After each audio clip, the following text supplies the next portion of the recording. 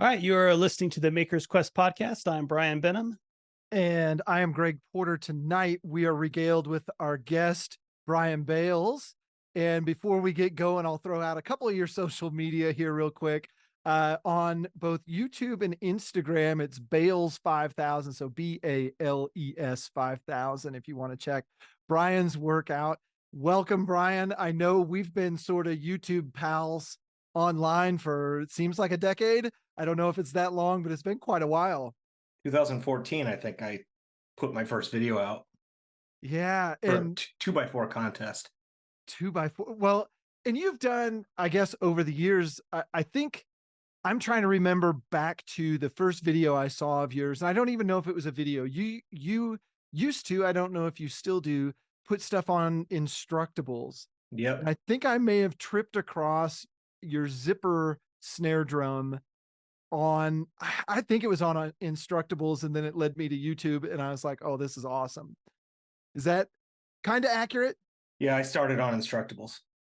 Awesome. And really the reason, so a little bit of history here. I know I do a lot of guitar stuff and I talk a lot about guitars, but my background was in percussion. That was what I grew up doing, and became a little bit of a board drummer and taught myself to play guitar. But Bryan was making stave drums, and that was what really drew me into your channel.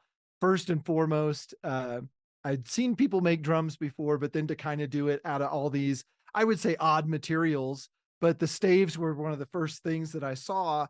And one of the things that drew me in was some of the tools and jigs and fixtures that you were making to make said drums.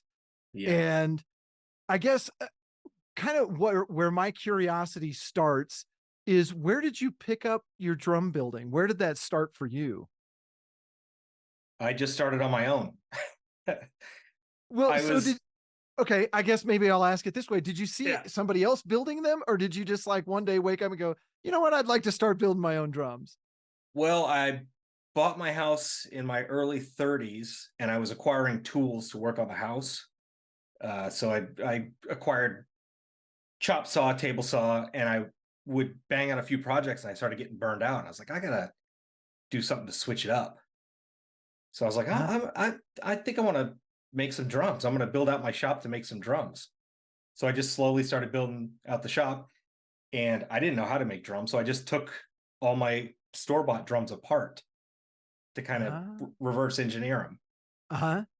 And so, well, I guess, again, did you start by doing stave drums, or did you start by buying shells or making your own shells? And when I say that, like laminating the plies? Yeah, I started with purchasing laminated plies. You buy tube stock. Used to be Keller was the one producer in the game out of New Hampshire. Since then, Nordic's come along, and I think they're in Michigan or Minnesota. I can't remember. So it's laminated, 7-ply, 10-ply, 5-ply, whatever you want to get.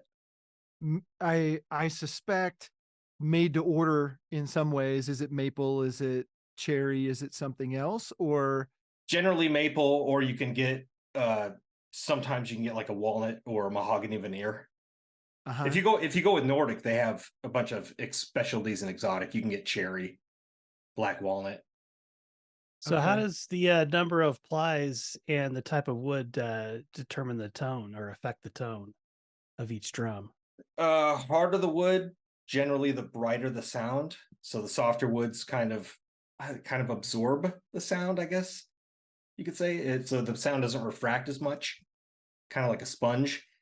And the thicker, more mass, higher pitch, less vibration, and a little less sustain. So like less plies and a harder wood's going to give a brighter sound? Generally it'll be a higher pitch and more sustain. Yeah, I mean, there's a lot of variables that, your diameter, your depth, your bearing edges, the types of heads you use, snares. There's a lot of acoustic science behind it that I don't even really understand. I've always likened, guitar building is the same way.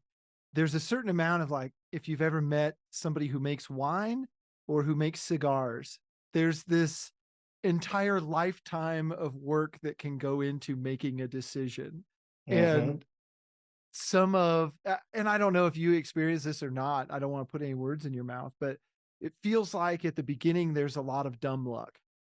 And that you just sort of fall into things. You're like, well, that actually worked out, but I didn't expect it to. Yeah, it's a lot of experimentation. And I I look at, I don't know how long.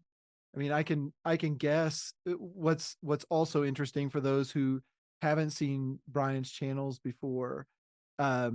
You also work at a drum shop now. You and I'm going to say a partner, but I don't know if you're business partners or if you just work together. But you guys build hundreds of drums a year now, and a lot of that is, well, I'll let you talk about where that stuff comes from, where those projects come from. Yeah, so Calderwood Percussion is my buddy Bill's drum company. And what's funny about it is I was building out my shop and he was working for Harmonix, the makers of games like Rock Band and Guitar Hero. Okay. And he was making, him and a friend of his were making just crazy instruments to sample for the games. Okay. So he bought a huge lot of destroyed drums off Craigslist. So his process to learn how to build drums was just buy a bunch of crappy drums and experiment, whereas mine was just reverse engineer high quality drums. Okay. But they made like a contra banjo, like this giant banjo out of a drum shell. So they were sampling for the video games. And I have like I'm a mix of OCD, ADHD. Like I didn't want to make a drum until I had the shop built and ready to make drums. Mm-hmm. Whereas Bill will just start making a drum in the middle of the road and figure it out. So he's like, well, if you're not going to use your shop to build drums, I'll use your shop to build drums. And I was just like, okay. So I would go to work. I would go to work to my IT job, and Bill would come over and just build drums out of my basement. No doubt. Okay. And then I would come home at night. We'd work a little bit together. He'd go home to the wife and kids, and I would just work until I ran out of gas. But at that point, we were building, I'd say, modern snare drums and drum sets. Okay. Right. And the first stave drum we made was for that 2x4 contest. Okay.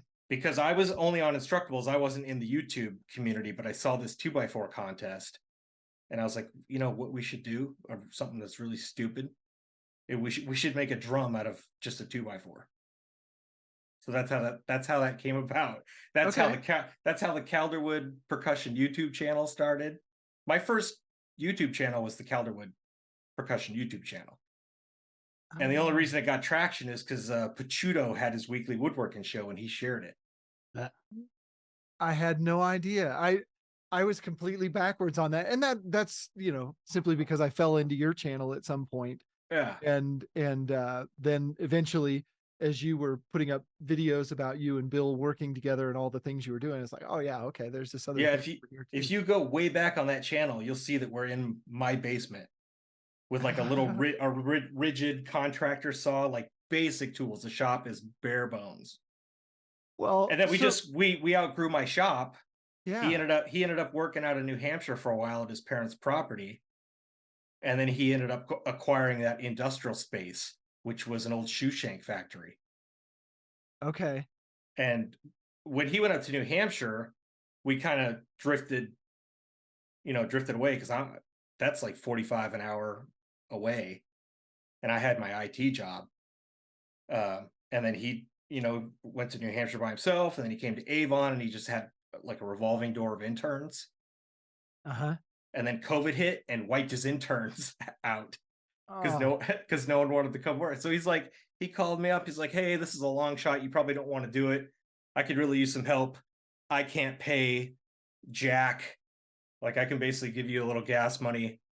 What do you think? And I'm like, cool. Because I was building drums, like you can probably test to this. I was building drums, but all that was happening is I was getting more and more drums in my house. Yes, they weren't leaving. They weren't leaving. I wasn't selling them because I make the experimental crazy drums like Prototype. Yep. And I overthink everything, so nothing's ever good enough to give to a customer. Brian he probably has some of that. I have quite a few of those pieces. So for Bill, it kind of like scratched an itch. I could go build drums that then go out the door. Like I don't have to see them anymore. It was the best of both worlds. Yeah. So how did the 2x4 drum sound when it was done? Oh, terrible. Terrible. Mushy. I didn't. Oh yeah, oh, it's so bad.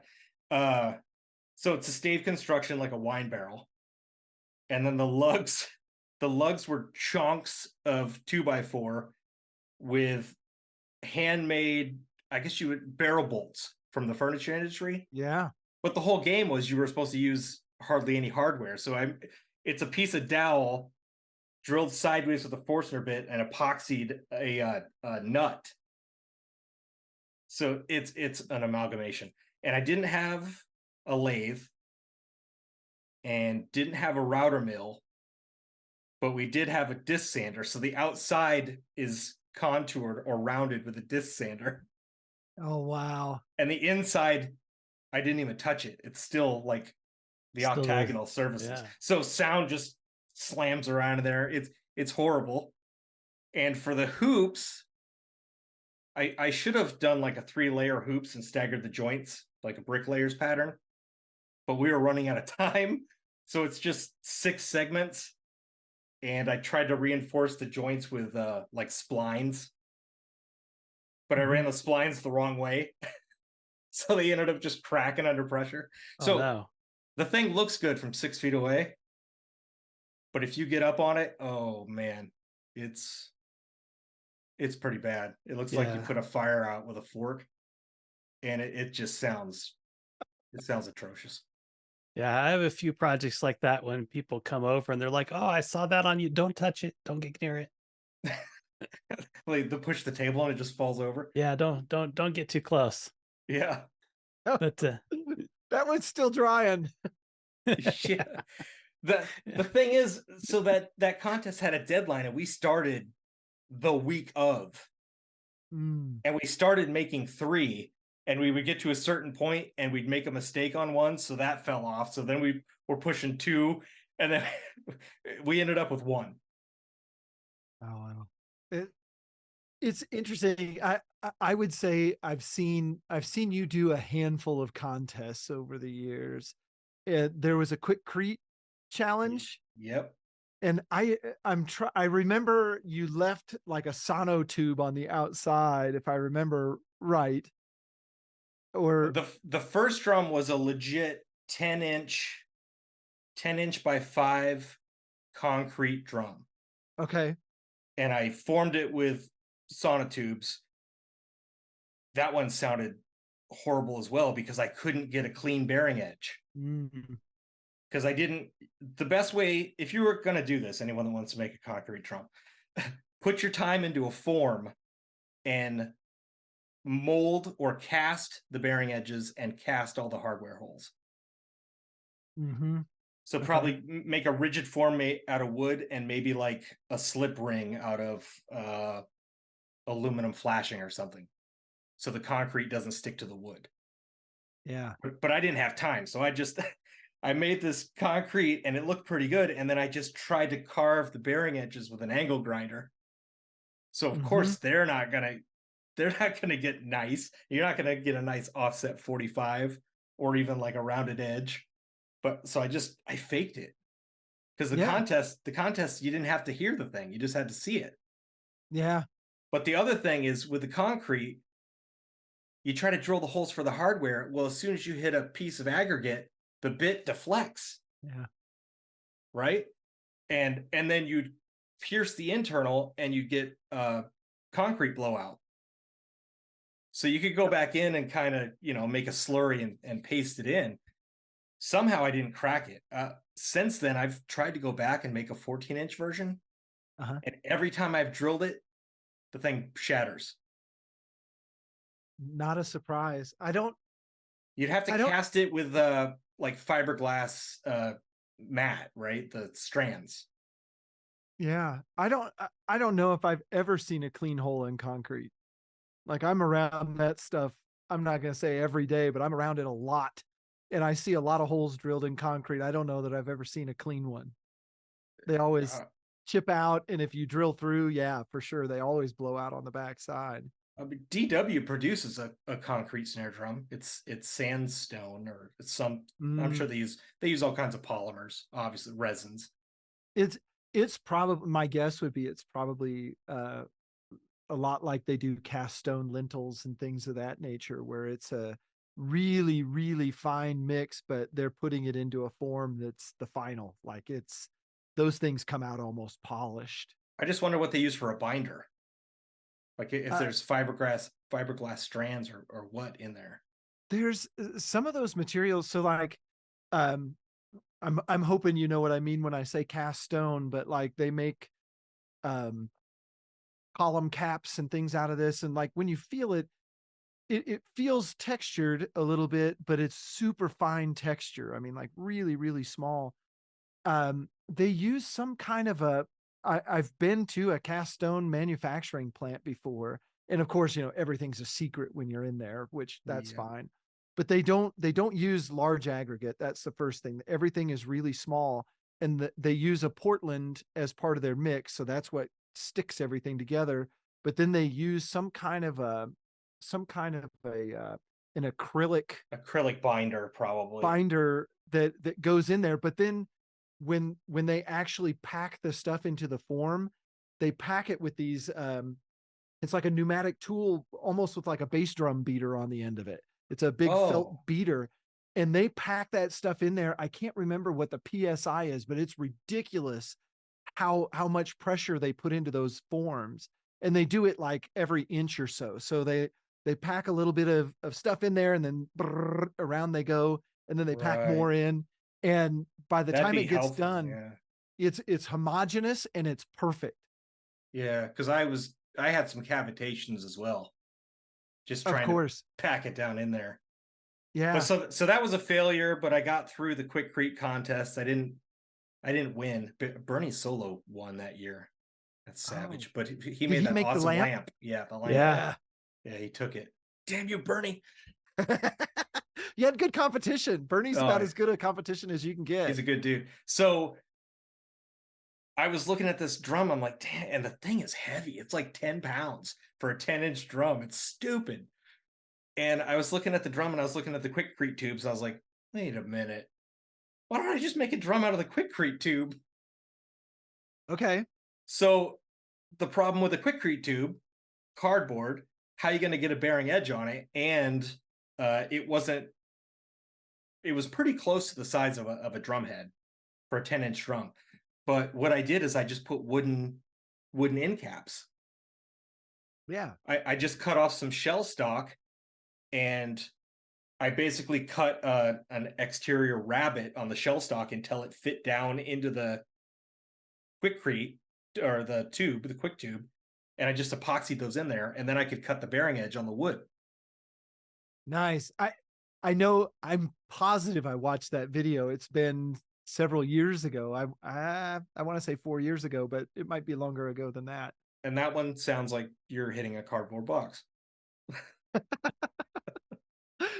We've got a theme here. Experimental drums often don't sound great. Oh man. And you get you guys are on YouTube, so you know how it is. Some people are like, this is great, and other people are like, that's stupid. That probably sounds like crap. Yeah, some people don't appreciate the exploration of an idea. Even if you know the idea is dumb, sometimes that's what makes it fun to do. Right. So then I would follow up with a how does it sound video. And the first one I did was just kind of like a bare bones, here's how it sounds. There and was like, oh, that tuning's horrible. Oh my gosh. Jeez. So the next one I did low range tuning, mid range tuning, high range tuning. For a while I was like falling into the troll traps, I guess you could say. Yeah. I just couldn't let it be. I was like, no, damn it, you don't get it. Well, but I think the experimental drums are that's what keeps me interested. Like the zipper idea is also stupid. Well, but the thing that I would say is there's value in wall hangers. There really is. Like, you look in, I'll use the fashion industry as an example because I think it's really easy to see.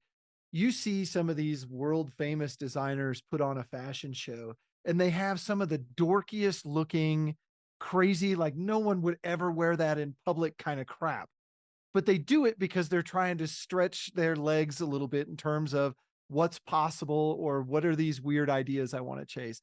Then you look at the line of clothes that they put out that are for the buyers in New York or, you know, wherever that they're going to buy. And it's like, okay, that person, they know how to make something that people can wear, but they're definitely, you know, they've got this other cool thing that they're doing. And I think there's nothing wrong with making something. And I think, you know, for our audience, this is an important lesson. There's nothing wrong with making something that's a wall hanger that's just cool to look at. Not a damn thing wrong with that. Yeah, it's the attention grabber. Yeah, the stuff you'll learn by making the outrageous thing will make you a better craftsman for the thing that you actually sell or the thing that goes to the client. That too. Yeah, the techniques that you have to learn and thinking out of the box. Yeah, trying to make something crazy is very difficult skill wise. That's the part that I find fun. I find the design fun, and then I like all the problems that I get into and how to get myself out. Yeah. And then I have the finished product and I'm like, that's kind of cool. And I enjoy it for a day and I'm kind of over it. So design wise, when I was watching your YouTube channel, as you know, cutting wood that is round is difficult and dangerous. And you have like a sanding jig that has rollers on it, so you can roll the round thing around while you hand sand, and then you had some kind of jig for the chop saw to reduce the ring diameter, I'm guessing, and then some kind of jig for the table saw. How did you design all of those, or did that kind of come with your relationship with your partner? I'm the crazy jig builder, and you know what? Kind of the first thing that got me into building the jigs, it was John Heiss's channel. Oh yeah. The first videos of his I saw was that the first incline plane router lift of his that he made. Mm-hmm. And I bought the plans and I built it because at that time I wouldn't have been able to make it from my own brain. I still needed instructions at that point. So it took a while for me to get to the place where I could think of an idea and explode it in my head to see all the parts and know how to build it. And now I'm to the point where I can basically just do iterations in my head so I can eliminate a lot of the mistakes before I even get to the project. But some of those, Brian, were necessity, like cutting that tube on a table saw when the tubes come as 2 feet long tubes. So you got more side to side length than you do in and out feed. You're just looking and asking for kickback. Yeah. Especially when you're trying to, you can't just, you could try to push the tube through and then a lot of guys just muscle it. They'll just push it into the blade and they just sit there and turn it. That seems very scary to me. I thought that was crazy. I was like, so I ended up finding an old shop tour from Gretsch from the 40s or 50s. And some guy had made an aluminum fixture with rollers.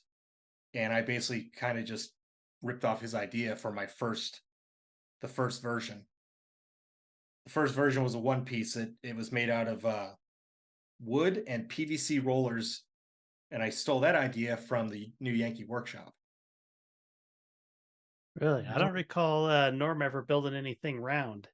Norm had a video where he made his own table saw in-feed, out-feed rollers out of PVC. I'll have to go back and look for that one. So does this sit on top of the table saw, and then you set the drum on top of that and then spin it on that, and that keeps it from racking to prevent the kickback? That's how the first version. The version I'm on now is separate end caps. And I have like rollers that are 40 to 50 inches long. So I can do massive lengths. The first one could only do up to 2 feet. And it just dropped onto my rigid table saw. But once I upgraded to the saw stop, it didn't totally work. So I rebuilt another one. But so yeah, it has end caps and it has slots in 2-inch increments. So you can bring the two rollers closer and further apart for the different diameters of the shells. Oh, nice. Because you want the shell to ride as close to the deck as possible. So you don't have to raise the blade up as much. Mm-hmm. But the thing about the roller is, yeah, you don't get any of that side to side movement for the kickback. All you have to do is worry about enough pressure to keep it against the fence, and you just rotate it. Just bring the blade up into it, rotate it, lower it out, lower the blade down. Because the other thing is you would try, once you were done with your cut, you would kind of have to just hold this and kill your saw and hope nothing caught. Yep. Because you're still in kickback land. Yeah. That's I know. I've watched the progression of that jig over the years, and just always been like, oh man, you got to have balls of steel to test one of those out the first thing. Am I off 5 degrees? Because if I'm off 5 degrees, this thing's gonna hit me right in the face. Oh yeah. It just it's yeah. I could see like the pucker factor as you're rolling the drum just slowly increases, and then it's like landed on the aircraft carrier right there in the last inch. Like, you don't want the part next to the fence to move a hair, because that's very, it'll shoot it right at you. Yeah. Yeah. It's still a lot better than trying to manhandle it. I made one for my shop. I made one for Calderwood. I made one for SJC as well. They're a popular drum brand here in Massachusetts. Because they were just manhandling on a rigid table saw. And I'm like, oh my God, you don't. I was like, I hope your medical insurance is good. You're gonna be buying your employees' fingers. What are you doing over here? Oh yeah, especially you mentioned saw stop earlier, and Bryan and I are both old Delta Unisaw guys. And I started going through my index of, I need to talk to my tax guy and see where I'm at, see where my cash position is at. It's November, almost December of this year. And I thought, what would I spend my money on if I had a little extra cash this year? I'm like, I might spend it on saving future fingers. So I think I would I go back to, and I know this podcast isn't about tool time, but it is good to talk tools once in a while. I think one of the nicest saws I ever used was out in Boston at the Autodesk Build Space. They had the world's biggest saw stop, the 5 horsepower with the big long polished table. Easily the nicest table saw I've ever used. So smooth. Yep. I was using the rigid job site saw, the one that has the built-in wheels. Mm-hmm. And I got too confident at one point, and I was doing some thin rips, and the material pinched on the back of the blade, pulled my hand across it, and I took chunks out of 2 of my fingertips, and they went necrotic instantly. No blood, just white. Ooh. I shut the saw off. Somehow my fingertips grew back. The next day I had some micro jig grippers. I had push sticks, and I was saving for the saw stop. Yeah. Yeah. There's nothing like a close call to kind of remind you what's going on, who's bossing there, and get you to upgrade your safety stuff. That's one of the traps I've fallen into, that I just keep putting it off because I don't want to spend the money on some of the safety equipment. But then there's those days where I'm just like, holy crap, that was close. I need to recheck here. It is by far my favorite tool to use. I could probably do everything I needed to with a table saw and a router and enough jigs. Those tools will get you a very, very long way. but a router still scares the poop out of me. I want to say, I'm pretty sure I built my first guitar with a table saw and a router and a handsaw, like a really thin curved handsaw to do the fretwork. That was it. Everything else was sandpaper and sweat. Yep. Few files. Yeah. You can do amazing things with those two. And I know some people will argue bandsaw versus table saw in terms of use, and I've always been a table saw guy. No, my table saw is the go-to. The bandsaw is just there for resawing and curves. That's the only thing I ever use it for. Same. I see guys say, "Oh, it's safer to rip this big piece of wood on the bandsaw because you don't have to worry about the wood rocking or kickback or anything like that." But on the bandsaw, a long board just tips on that little tiny thing, so I feel like I'm going to throw my back out trying to manhandle something across that. So the table saw is just way safer, I think, for me, at least for me personally. Well, and anybody who uses the table saw, I think these are good things to talk about for our listeners. The blade that you use in your table saw is incredibly important. And generally speaking, the more you spend on that blade, the cleaner your cuts are going to be, to the point that you can buy a blade that you don't need to have your jointer anymore if you're gluing boards up, or you can get darn close to getting rid of your joiner. The first time I had a friend, I went to a buddy of mine's shop, and he had a high dollar forest blade on that was this is a clean kerf or whatever they called it. I can't remember the name of the blade. And I used it and I was like, oh my word. Like, between the straightness of your fence and the cut of that blade, I literally, I can't remember what it was. I had boards that were 4 foot long that needed to be glued. I didn't have to do any work to them. I just glued them together and it was a perfect seam. And I went out that week and bought that exact same blade. I went to the same store he did and said, I want what he's got. And it was an amazing upgrade. But that alone right there, it's like, well, okay, if you have a sled, you can joint just about any board that you want to without a joiner. Well, okay, that cleans your shop out a little bit. Mm-hmm. Yeah. So circling back to the drums a little bit, I'm curious, are you still working your IT job, or building drums is full time now? I got laid off in January from the IT job. Ah, no. Yeah. Well, maybe so that's a good thing. it's all right. I knew it was coming, and I got a pretty decent severance. And then I just kept hammering at the drum shop, but I'm not pulling a salary from the drum shop. So Greg probably knows this pain from his guitar tools. The drum shop is making just enough profit to pay for itself and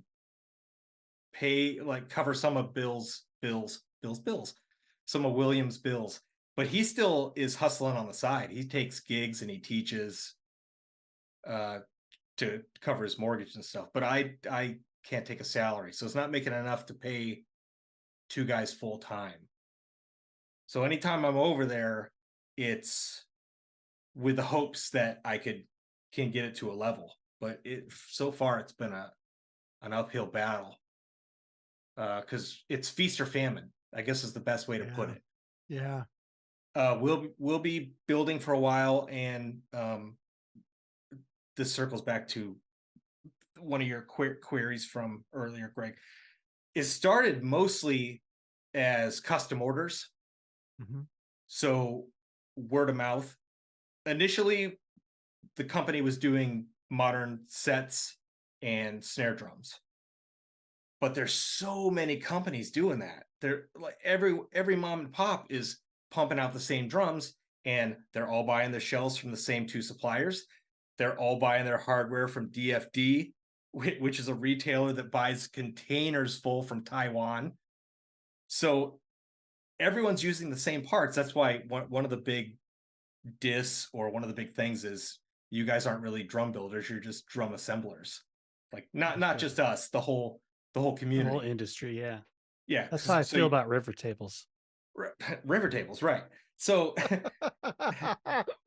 so Shots the the guy across the US building a snare drum is probably using the same shell, probably using the same exact tube lug, using the same triple flange hoop, and then he's either putting Remo or he's putting Evans heads on it. The only thing that's differentiating us is the bearing edge profiles we use and the finish work. Who's better at the sanding, who's better at the staining, the spraying and the top coating, etc. While we were doing that, Bill accidentally fell into the rope tension game. He was friends with a bunch of people in the drum and fife community, which is a thing up here in New England. I'm in Massachusetts. And I think someone brought him a kid's drum and they asked him if he could repair it. So he took it apart and repaired it, but then he also made one from scratch. And then it was like, oh, that's awesome. Can you make me one? Oh, that's awesome. Can you make me one? So little by little, he was making these. And what really tipped the scale was Hamilton the musical. Hamilton the musical comes out. They somehow find Bill, and then he gets the contract to make the rope tension drum and the piccolo snare for every one of their productions. Oh, wow. Nice. So that put a decent paycheck into his pocket. So you get a little bump up, and then built out the website. Over the past couple of years, I rebuilt a whole new website. So now we take custom orders, but in between we will build some inventory and slap them on the site. So we actually sell some off the shelf done drums. It's people are like, you're just like, how'd you find us? Google. Nice. Yeah. So we got the little bump with Hamilton, and then the second bump was one of the largest music retailers is Steve Weiss, and they reached out to Bill and they're like, hey, we're thinking about stocking a rope tension drum because the only one we have is like this cheap one from, I don't know where it is, Taiwan or something, that's put together with like shoestring and bubble gum. It's kind of crap. So we ended up getting a wholesale deal. Is that how you'd call it? I don't know. They want a 30% cut, so you got to kind of wiggle so it's really lean profit margin, but it's like now you're in a relationship with a big retailer, so you get more clout to your name, right? So we do I guess you could call it an exclusive. It's an exclusive because we put a modern drum throw off on it. Okay. Traditionally, when you think of rope tension drums, they use like a strainer. So it's just like a lead screw with a knurled knob that just pushes against a plate and pulls tension on the guts. Or there's one that looks kind of like a door hinge and it sits against the drum and you turn a screw and it just pulls the snares laterally, I guess you could say. So the exclusive rope tension then led to, we make concert toms for Steve Weiss. Okay. And that was another, we just fell into it because of COVID, because of all the supply chain issues. All these schools had ordered concert toms for their programs, and they were all stuck in a container on a ship on the ocean. Oh, wow. But we were able to just make some toms. So we basically took a piece of the market share. So we've done 3 runs of concert toms. Nice. Oh, wow. So that goes out to all the schools in the area then? Yeah. So Nice. Schools would just buy a concert toms for their marching program or their orchestral program. So I'm guessing, did you guys have shell stock on the shelf to make those? Or was that something were your shell builders still making product? We don't stock that much in-house because that's a lot of money to tie up in the inventory. So Steve Weiss to come to us and then we'll order it from generally Nordic for runs like that, but sometimes Keller. But then it's a lead time. So we're waiting on them. And they become more and more popular, so the lead times get even worse. And for anyone wondering, why don't you just make your own drum shells? That's an interesting point, and I would love to. How it works is they use these giant presses, and they kind of look like a ceramic kiln. Mhm. They're basically that big. And so if you're making a 10-ply drum, you're using 10 layers of veneer. And the big companies just feed these through like a glue rollers, and then they make their sandwich, and then they roll it up and they put it in this heated press. They push a button, and a combination of heat and pressure makes a tube. Now, each one of those presses is north of 10 grand. Yeah. And you need one press for each drum diameter. Yeah. So that adds up That's pretty quick. that's why So we can't get in the I drum have making business. I have kind of a technical question. When you put it in the press, you have like a flat sheet of plywood, right? And it's got to wrap around. When those two ends touch, how does that dress? How does that all held together? Because I imagine each layer you have to stagger that. They stagger it, and then none of them share it. They don't share And that information. Oh, they and don't they tell you what they do to that edge to bond those together to make sure that No, especially that last outer shell, if it comes right. It's you can see it's just a butt joint. okay, I was thinking they did a scarf joint on some shells. Not on the modern ply. Okay. On some of the old school, uh, you sometimes will see a scarf joint, but not usually. You think back before modern plywood, they were steam bent. Yeah. So they would wrap around, and then you'd have that weird hump, because they didn't generally put them on a lathe afterwards and true that up. They just left it. That was I heard lots of complaints. I was a Ludwig player. That was my brand. I like those drums. And the complaint that I heard was that their shells were always egg shaped. Yeah. And I'm guessing it was from exactly that, those weird overlaps at the end where you can either spend a month sanding them down or you can ship them. and and that's what they did. And they didn't recut bearing edges, which is why they always, they never it's like my goodness, I like to ski, and there's nothing in the ski world that you can buy and just go out on the mountain and go and it feels awesome. You have to get a boot fitter, and you have to get somebody who jacks with your skis and gets the edges right or whatever.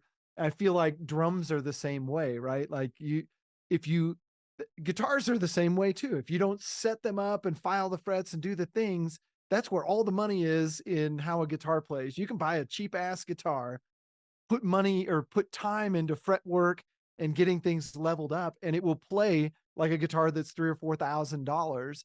And drums are very much that way. If you don't recut those bearing edges and get around, I mean, think of how waves work, right? Like you're tapping a membrane in a round circle. And if it's not concentric, the waves don't travel right, and you can hear it, and it's unmistakable.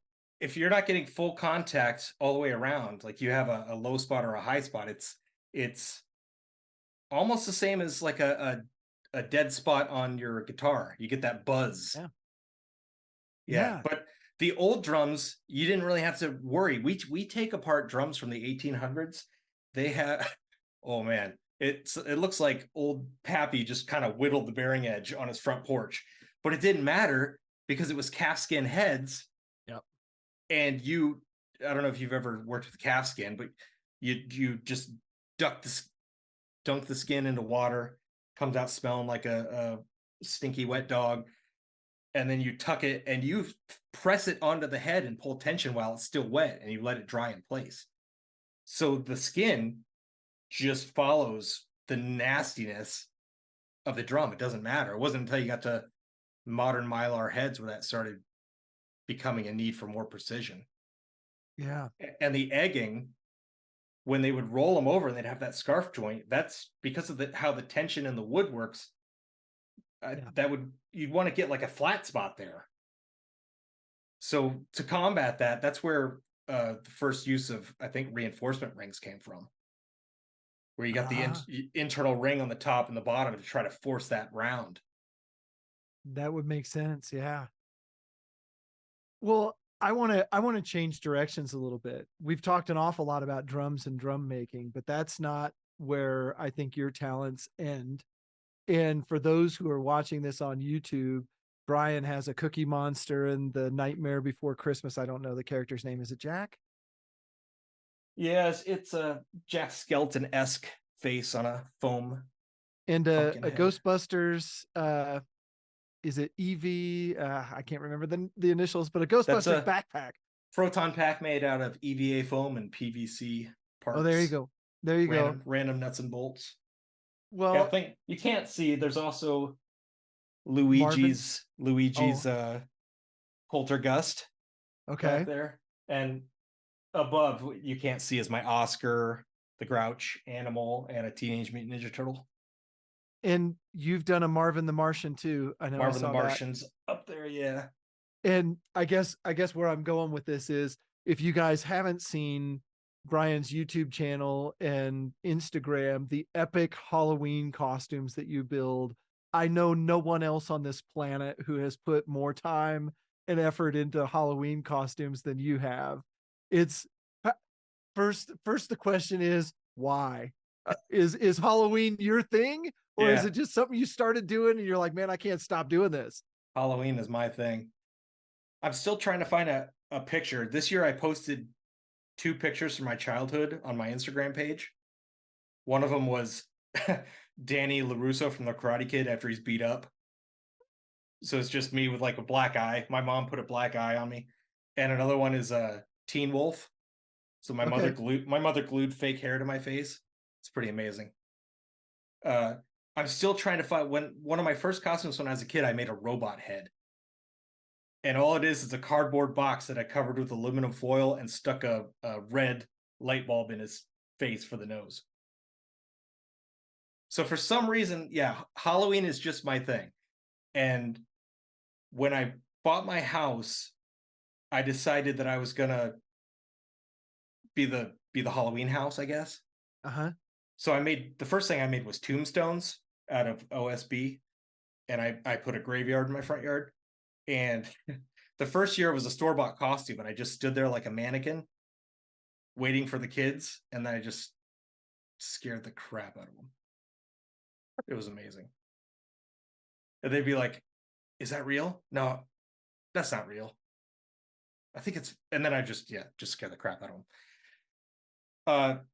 How it escalated, the same thing. I was working on the house, I'd do 2 or 3 or 4 or 7 house projects, and I get burned out. So I'd do a quick woodworking project or something. And I decided the first year down this rabbit hole, I decided to make Edward Scissorhands. So I made his hands from scratch out of AZEK. Oh yeah. So PVC Plastic. trim boards, because lightweight. I had a few failures. I tried acrylic first, but it didn't work. So I made these hands, and then I just got a wig and I stood outside, and the kids, they loved it. And the adults loved it even more, because most of the kids don't know who Edward Scissorhands That's is an old anyway, movie. right? And then the one that really popped off was Animal. Mm-hmm. Animal. So I did Animal, and I was like, man, this took a lot of time, because the head was an acrylic globe that you would use for a decorative lamppost in your yard. Mm-hmm. And it's covered in felt and then laboriously glued on chicken feathers. Oh my word. And the body is felt, and I couldn't get the sewing machine to work, so it's all held together with hot glue. But so I'd spent so much time on this that I was like, I gotta try to get a return on my investment here. And I searched online Halloween costumes, which is how I found Instructables, and I entered their Halloween contest.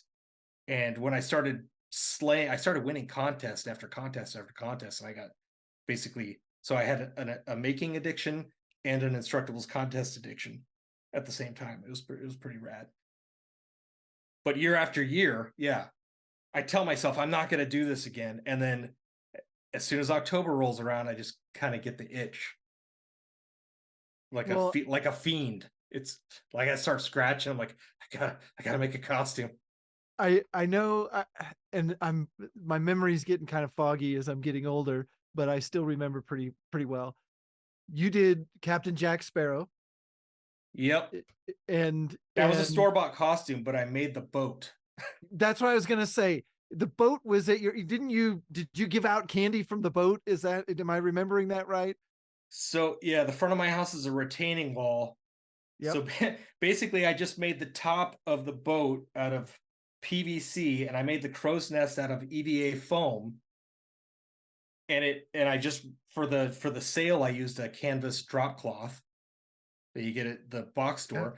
So it, the opening scene of that movie where he's just on the top of the boat because it's sinking, that's what it looked like. I was standing on top of this retaining wall on top of a boat and handing out candy. Actually, Shannon was handing out the candy. Down in the driveway, I had made a pier out of a pallet, and I'd made an EVA foam treasure chest. So, and I think you, and I might be remembering this one wrong. You did, during COVID, did you make a candy delivery system? Am I remembering that was you? Yeah. So during COVID, I got a Nintendo Switch, and one of the games that I fell in love with was Luigi's Mansion. So that year I was Luigi, so I had his poltergust, like his, the vacuum backpack, and I made a PVC Super Mario tube, the green tube, and that's what we were launching the candy down. Okay. I just know, like, every early October to pay close attention either to your Instagram or to YouTube to see what you're going to put up. And I'm always amazed at, like, again, I'm looking at the Cookie Monster behind you. Like, people need to understand how real it looks. And when you're dressed up, I think you had a picture on Instagram of you kind of in front of the house or something like that. And it's like, oh my Lord, how long did that take to put together? It looks like it's TV ready. All said and done, Cookie Monster this year was probably 200 hours. But I had to teach myself skill sets that I didn't have. Like every year, it seems I have to teach myself how to sew again because I don't do it. So I have to reteach myself how to thread the thing, how to mess with the tension. And sewing thick fur is a different animal than trying to sew a shirt. It might be comparable to those seats you're sewing there, Greg. Oh, it's the same nightmare. And I mean, I've got behind me here on the floor, I've got a stack of practice pieces that I put together. Like, and I go, I don't know, I'll spend 3 or 4 hours just, like you said, the tension from bottom to top. Is it pulling out of the thread spool? I don't know the right way to say that, but spool and the bobbin. Yeah, the spool and the bobbin, is it pulling off both of them correctly? Or God forbid you get a thick thread on the bottom and a thin one on the top, and screw that up. It'll take you a week to figure out what you did wrong.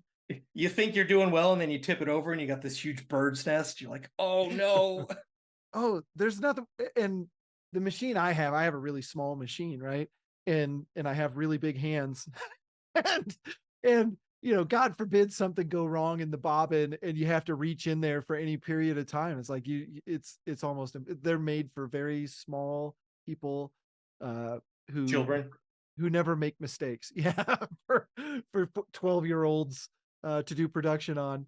I think you have a better machine though. You have like more of an industrial machine with a walking foot, don't you? I do. So it's the same machine that a Sailrite is today. So there's also, I think they call them Rex, and there's like 10 companies that use the same casting. The machine I have is the old. It was the original one that everybody copied. And so it does have a walking foot, which is wonderful in some instances. If you're doing any material that can scratch, it's the worst damn machine in the world. Like, some leathers are really sensitive to getting pulled on. So you do have to be careful. But yes, it's intended to do leather and things of that nature. No, it's not a strong machine. So you still wind up like, I don't know. if you watch any videos that I've done of upholstery, I'm feeding in with my hands as much as the machine is working itself. And so I Yeah. can work in maybe like 6-inch increments before I have to reposition and go. It's not fast. Well, yeah. Well, I'm sewing. I am barely pushing that pedal. Like Yeah. you could probably spin it by hand, because as soon as I go too fast, I'm in the wall, man. Like NASCAR, just bam, it's over. But the thing with Cookie Monster, right, is there was all kinds of challenges because I didn't know how to make him fat. He needed to be bigger, and I Yeah. did. And I'm not a seamstress, so I didn't know how to make patterns from scratch, and I didn't know how to take an existing pattern and size it, enlarge it. I tried to take like I have a onesies from Bucky the Mhm. Beaver, Yeah. uh, and I tried to use that as a pattern and resize it, and it just didn't look right. Like I wasted 2 to 3 days on that before I decided to just go buy uh, high density foam from Joann's that you use for upholstery and build that fat suit. Uh, if anyone actually wants to nerd out on this, you can go to my Instructables and see it. It's like 32 steps. You can really go down the rabbit hole. But I had to build a fat suit, and then even after I spent days making the fat suit, then I had to figure out how I was going to make a pattern for the blue fur to go on the fat suit, because I was making some templates as I went, but because of the way that the foam changes as it stretches and crushes as you glue it together with contact cement, the geometry changes. So I didn't know how to make the pattern, so I had to teach myself how to drape, Oh yeah. Uh-huh. and I wasted 3 days draping. If anyone that doesn't know draping, basically usually you use like cotton or muslin, but I was too cheap, so Yeah. I used an old bed sheet, and you're just like kind of pinning it to the you would use a dress form, but I already had a Cookie Monster fat suit, so I was just pinning it straight to that to try to make my seams, and then Yeah. you get a pattern, and then okay, good. So you had to make a pattern for the front, the back, and like the butt area. It was a nightmare, and then you had to add seam allowance. It's a whole thing. And then I added a little more seam allowance than I thought I need, because I was like, I'd rather have this be I'd rather have Cookie Monster have loose skin than me not be able to get this thing on there. It was a disaster, but it turned out right. And Well, I uh, decided to make for Halloween night. I decided to make the bakery outside. Yeah, I made a stage out of 2x4s and the drop cloth backdrop, and I made a fake commercial oven out of EVA foam, and Shannon dressed up like my personal baker. It was pretty amazing. But yeah, well, the kids love it. I mean, as long as you stay oh in yeah. character, you take the head off and the game's over. Yeah. Yeah. Then So it's just a dude in a fat suit. yeah, just some weird. Who's this weird dude? But the kids loved Cookie Monster. They love Animal, and even Oscar the Grouch, Oh, of course. because Oscar the Grouch. Um, Anyone that checks that out, that's also it looks like a puppet, but it's not. I'm inside of that thing, and I'm inside of an actual trash can Yes. from Home Depot. It's from Lowe's. It's stupid. Yes. One of the interesting things is I always have people asking me if they can buy the costumes or rent them, and I'm not going to rent them, because they'll if they ever come back, if I ever see them again, they'll probably be trashed. Uh, but I always have to tell people, like, here's the thing. I'm 5'7", so the costume is sized to me. So unless you're the same shape and size as me, it's not going to fit. And in order for it to be worth my while, I'm going to have to charge you thousands of dollars. You know, Brian probably sees that with furniture building. I see it a lot all the time as well. I see it with the drums too. People ask me to build drums, and I give them a price based on materials and time, and they're just like, "What? I can go to IKEA and get the bookcase for like a tenth of that, or I can go to Guitar Center and buy a drum for a tenth of that." So Yeah. unless they intrinsically see the value in it, I can't get anywhere. But that kind of goes back to your point. Why do I build these costumes? I have no valid reason other than I think it's fun. Well, That's a reason enough right there. And yeah, it's a huge design challenge. But the one thing I wanted to loop back on before I forget, when you were making those patterns for your car, the one thing you had in your favor was you had the old seats I- to take apart. you're correct, but and I still don't know the answer as to whether or not the work I did is actually going to work out. Because I haven't Oh, made the foam yet to stretch them over. I'm fairly confident because there's a lot of squish in the foam, right? So there's some guardrails there. But the problem is with vinyl that's 50, 60 years old is that thanks. it has become a form that's no longer flat. I mean, there's a lot of shape in those panels. Now, again, your new piece is going to take 20 years to get into that shape. So you kind of want it flat, but there's a lot of guesswork there. And you sort of like you make a couple of seat covers and you understand where the mistake or where the not mistakes can be, but where the overhangs are, right? Like, so I'm going to make this whole thing long and it's all going to be down here where nothing matters anymore. But Right, the front edge of the seat needs to line up perfectly. And, all the things that line up underneath the seat to tie it down to the seat frame and things of that nature, those have to be damn near perfect. Otherwise, you'll tear your seams if it's too small, or it'll be baggy if it's too big. And yep, same problems then. I am, the last set of seats that I made was 12 years ago. And so I am confident that when I stretch these things over the seat frames, I'm going to have to take them off, go back to the sewing machine and fix the mistakes. I just don't know where those mistakes are right now. Right. The other funny thing about templates that you reminded me of is up until recently, I saved every template from every costume I had made, thinking Mhm. if I get rid of this, that's the day I'm gonna need it. Well, I had some roof leaks and some of them got destroyed. And the ones that I needed that would have helped me on Cookie Monster were were the ones I didn't have.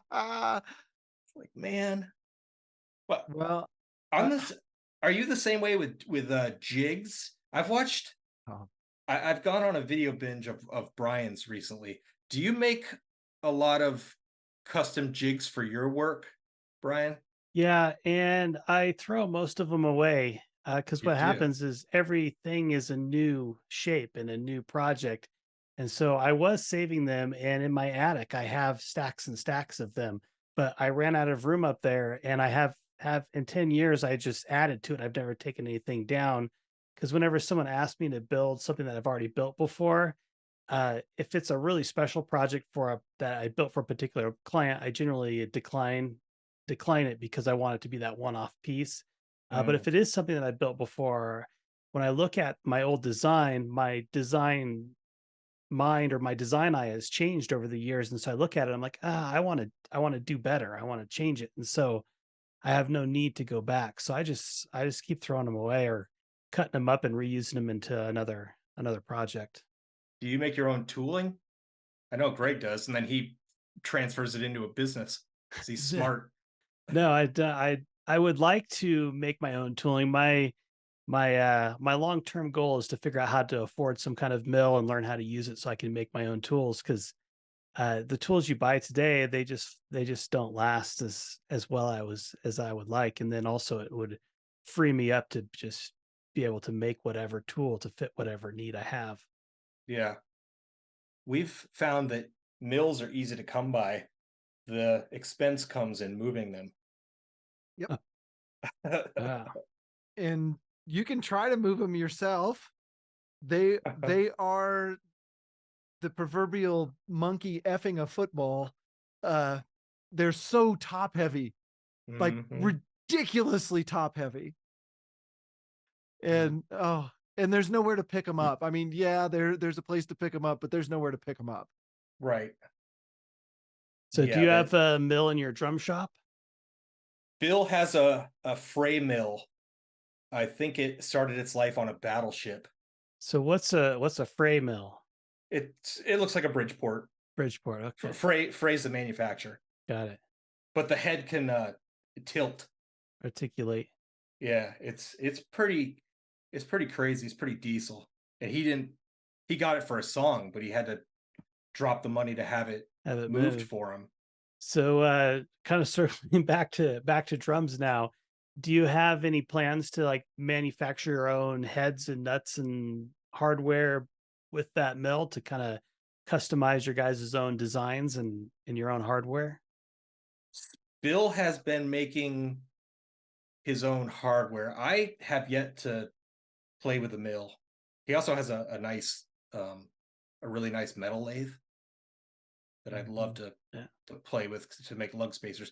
But he has made his own strainers, so the things that pull tension on the gut. So he makes his own strainers. We've made some custom feet, which are metal bits that screw to the hoop. So when you set the drum down, it's not setting directly on the ropes, so the ropes don't get chewed up. Yeah, hoops.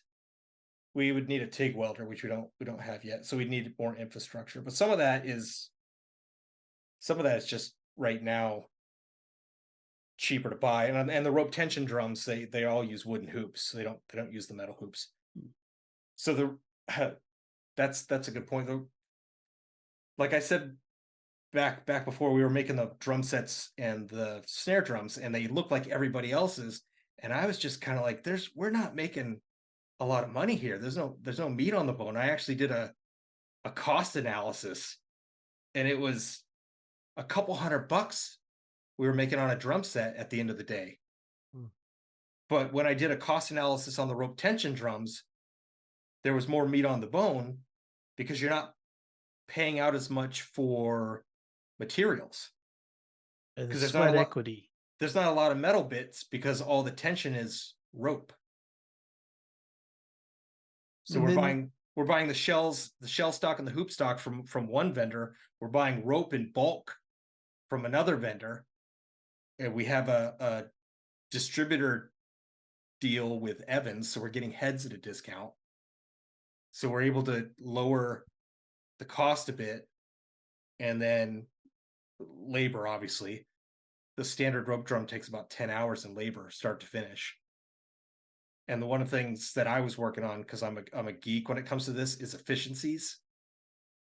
So what can we do? Like one day we bulk out a bunch of shells, another day we bulk out the hardware and jigs, mainly marking jigs.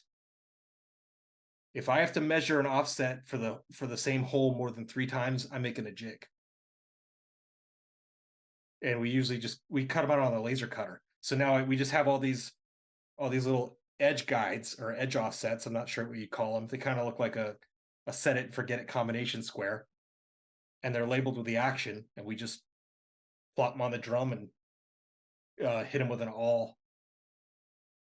So we already got the materials as low as we can. So we're trying to get the labor as low as you can. There's a couple things that I've learned from watching your channel that have nothing to do with building drums, but they have everything to do with building drums. One is your processes of shop organization. And I don't give two figs of what you're trying to produce. If you're not organized, it's never going to come together. That's like a key. The other one is you started, I don't know if it was a Kanban or Kanban, whatever, however you say that type of board, but what is the project? What stage is it in, and where's it moving across the board, and when can we get it off the board? Mm-hmm. That notion of projects moving through process in a visual way. I don't care what type of manufacturing you're doing, that is invaluable.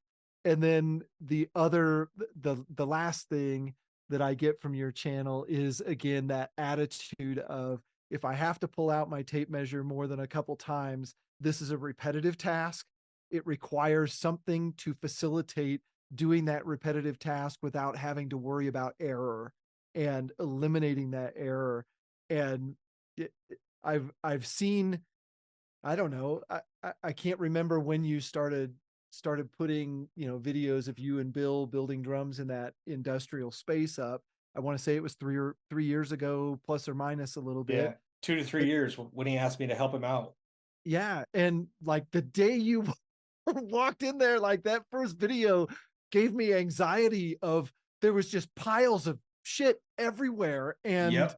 it was, I understand, my mind works exactly like, if you look at my desk right now, it's fairly disorganized, but when I have a project to do, the shop gets cleaned up, that project gets put, you know, it's like everything has to go in order because I do some things 10,000 at a time or 1,000 at a time or 500 at a time. And when you're doing 500 of something, it's funny. I have certain parts that have logos on them that are real small. And as I'm assembling them, there's what, 1, 2, 3, 4, 5, 6 parts that go together in this thing that's this big, right? And everything gets stacked with the logos facing the same direction at all times in rows of 10.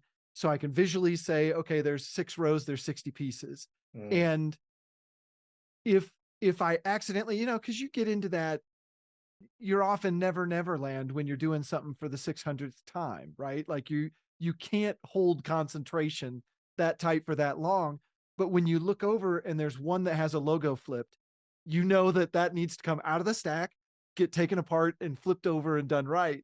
And anyway, sorry, all of those processes that you have infused into that shop, I feel like, again, even if you're not interested in building drums, watch Bryan's channel and catch some of those things over time because they're incredibly important. That first day when I walked in there, I almost turned around and left. I was like, what is going on here, man? Like, Bill functions in organized chaos. Yeah. But I can't. Like, my shop, everything has its place. Like, I will make a thing to hold that thing. But so I always know where it is. It always goes back. My brain is at ease. And Bill, like, I just told him, I was like, if I come work here, we got to clean this place up because I'm going to spend half my day looking for the thing I set down and I can't find it. Like, he just had clutter creep.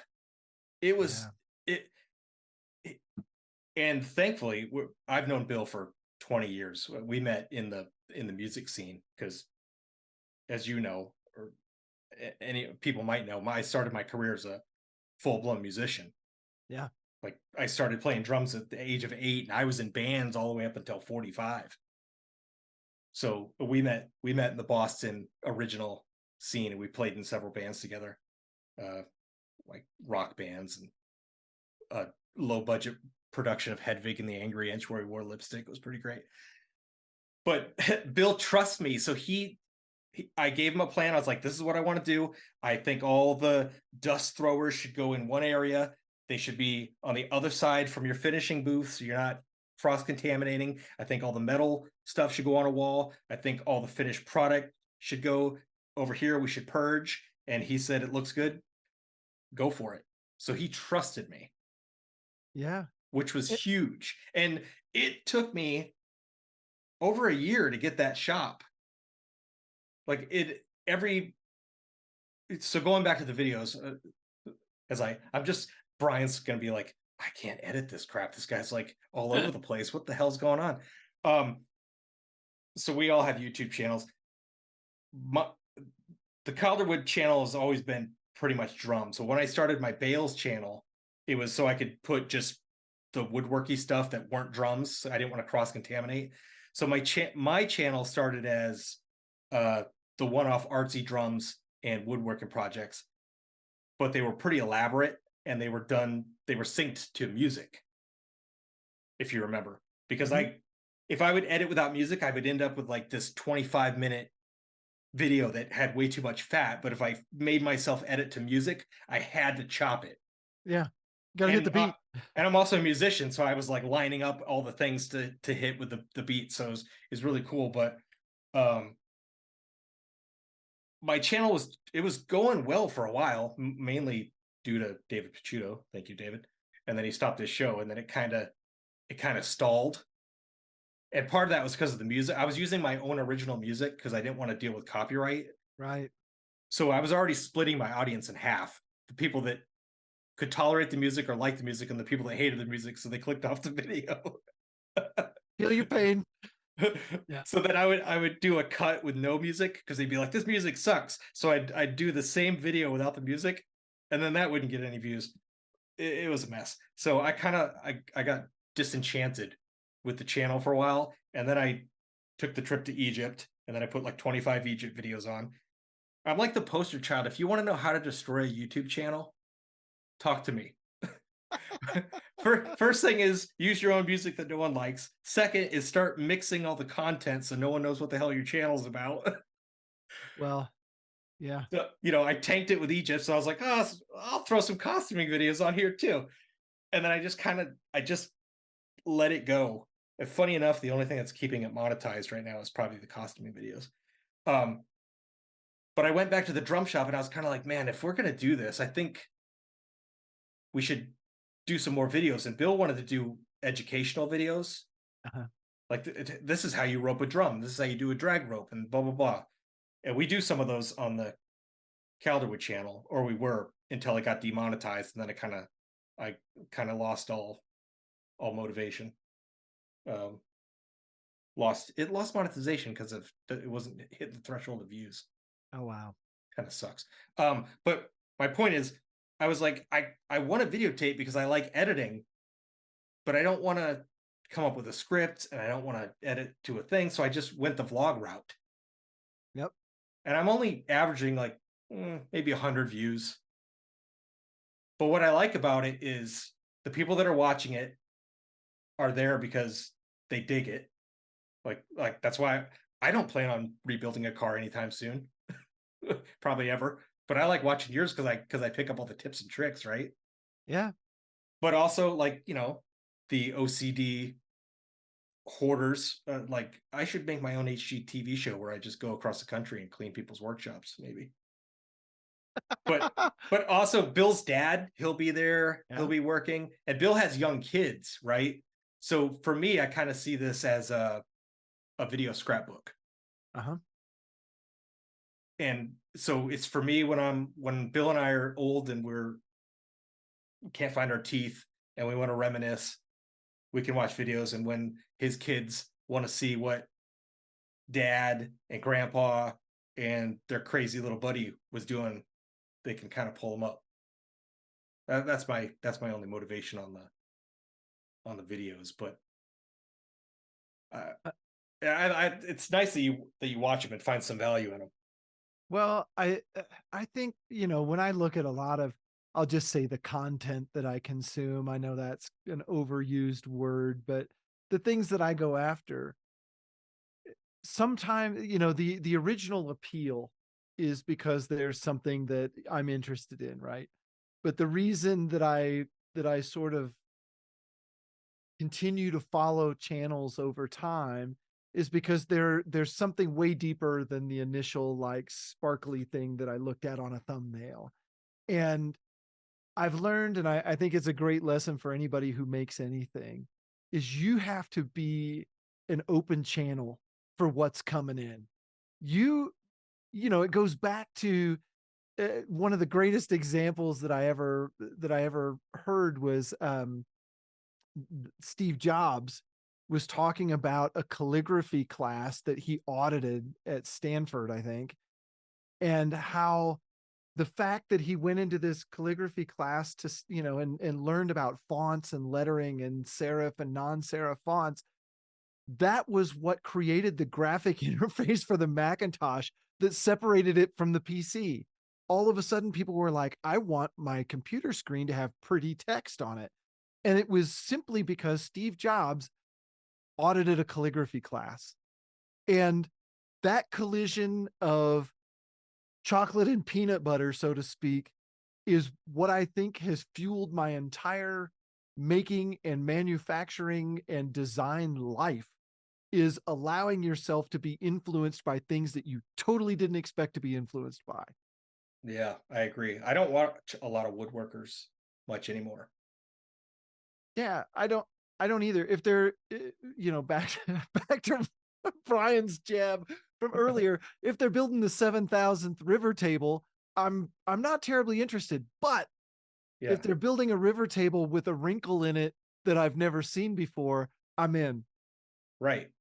And I've seen a lot of those. There's a lot of really, as ideas evolve and things iterate, that to me is where the magic happens, right? The simple putting two slabs together and pouring epoxy between them. Okay, first guy does that, second guy does that, third guy, yawn. Yeah. But then, okay, then you get some guy doing it falling over an edge. Well, now that's kind of interesting. And then Mhm. you get somebody carving stuff that goes underneath of them. Well, that's another twist that I hadn't thought of. And so there is an evolution that's interesting, but it goes back to me on the design side of things. Everybody steals from everybody. Like it's how you the world wouldn't progress if we didn't borrow ideas, or what did I hear Joe Bonamassa say? Lift. If people didn't lift ideas from one another. But Yeah. the twist is you can't borrow it, you've got to steal it, make it your own. Yeah. And that's where it comes in for me, is you gotta possess that sucker. Yeah, the true talent is in the iteration. For I like sure. that. Yeah. One of my favorite teachers, and I talk about him a lot, Dan Rockhill. He told me one time, I was in a furniture making class of his, and he said, why don't you just, I had made a prototype of something. It was god awful. Like it was terrible. And, and I brought it into his office, and I could just see like oh no, what have I got here? I got a real dumb one. And he grabbed a Metropolis magazine, which, if you're into design, Metropolis is one of the best magazines out there. He just grabbed one and he goes, just take this magazine home tonight and pick a chair and just make it. And I was like, well, but this class is about design. He goes, trust me, whatever chair you pick out of there as you're making it, it's not going to come out like the picture that you started on. He goes, but start there and try and make that chair, but then it'll become yours.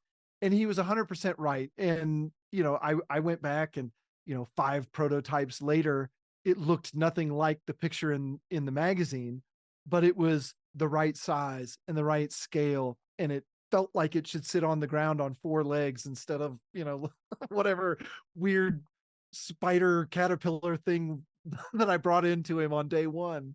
And it was such great advice. He's like, just pick one and build it. And by the time you're done, it's going to be something different. And I think that, as you steal ideas, that's how you do it. Right. Yeah, you got to build that foundational knowledge, is how I think of it. I always relate everything back to music. Like, I didn't pick up the drums and just start composing like Mozart. I started playing my records, my favorite, throw Motley Crue in, Dream Theater, Queensryche. I was playing their stuff and had to get the foundation. I had to get my limbs working, hear how things blended together before I could start getting my own style, my own sound, you could say. Yeah, Same thing. yeah, same thing with learning the saxophone. You used to have to learn. Okay, well, you got to learn what Charlie Parker's style is and what John Coltrane's style is before you can understand what they're doing, so you can have some kind of jumping off point to start down your own path. Yeah, I figured you'd be in your room with a Kenny G CD. Yeah, no, You went right to Coltrane. Woo! shit. Yeah, no. Well, Kenny G. Yeah, when I was in high school, Kenny G was the saxophone player that everybody made fun of for playing to babies. So yeah, The he was not. babies? Yeah, well, he was on some TV show where he was playing a saxophone to some baby, and the baby was giggling or something. I don't remember. That was a long time ago. But yeah, he was. Not to say that he's not a talented saxophonist, because he is, but in the high school jazz world, He was not the cool guy to listen to. Yeah, I get it. Do That's you funny. think he's related to Weird Al Yankovic? Oh, I'm just 100%. throwing that out there. That They and look like they Fabio, could they're be. all three related. They could easily be first cousins. Yeah. Well, They're all I'm. the, Go have you ever ahead. seen them in the room together? You ever seen them in the same room together? Oh, they could be the same guy. Yeah, I This didn't is- think about that. Is this like whatever the Jacksons? You never see Jermaine and Latoya in the same room, something like that. It's the same person. Could be. Well, I'm looking at the clock. We've been on here for over an hour now, and what a great conversation. It's like I said, you hang out with people on YouTube and comment back and forth for years at a time, and sometimes you never meet, and it's always great to have conversations with folks that you followed for so long and kind of understand their journey a little bit. So Bryan, I appreciate you hopping on tonight and chatting with us. Yeah, I really enjoyed it. It was a pleasure. Yeah. So before we jump off here, do you have any new future projects that you're planning on? Some new crazy big build, whether that be drums or the next year's Halloween costume? Shannon asked me to take it easy on next year's Halloween costume. She doesn't get to vote though. She doesn't get a vote. No. I don't have any more costume ideas. Cookie Monster was like the last one on the list, so Uh-oh. I don't know. Well, we'll have to see if something comes up, if another movie jumps out or something. So I haven't been at the drum shop for the past 2 months because Bill's had an intern. Ooh. But the intern, this is his last week, and I figured, well, since he has an intern, I don't need to be. The intern was there with him every day. I was only going over 1 or 2 days a week, and the intern's free, so I figured he could build up his bank a little bit. And Shannon wanted me to wrap up like house projects because this house is never done. It seems like. I'll probably be going back to the drum shop, and I'm kind of scared because I'm hoping he hasn't backslid into the junk pile. So we'll have to take the video camera and see where it is. I would like to get into TIG welding to make more parts. But I don't really have any projects planned. At one time I wanted to make a 6-octave marimba, but I decided against it because I don't have anywhere to put it. Small details, small challenges. Like, we don't need this dining room table. Right. No, I have a couple. I do have a couple crazy drum build ideas. I probably don't want to say them because I don't want to get ripped off. Well, then we will not press the issue then. For sure. All right. So, Greg, do you want to take us out then? Yeah, sure. Well, thanks again for joining us, Bryan. Bryan's social media is both on YouTube and Instagram, Bales 5000. I am on Instagram and YouTube as well, either on Greg's Garage KC or on Skyscraper Guitars.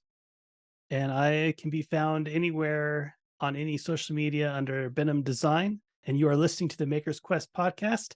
You can find all our past episodes at themakersquest.com. Thanks for listening.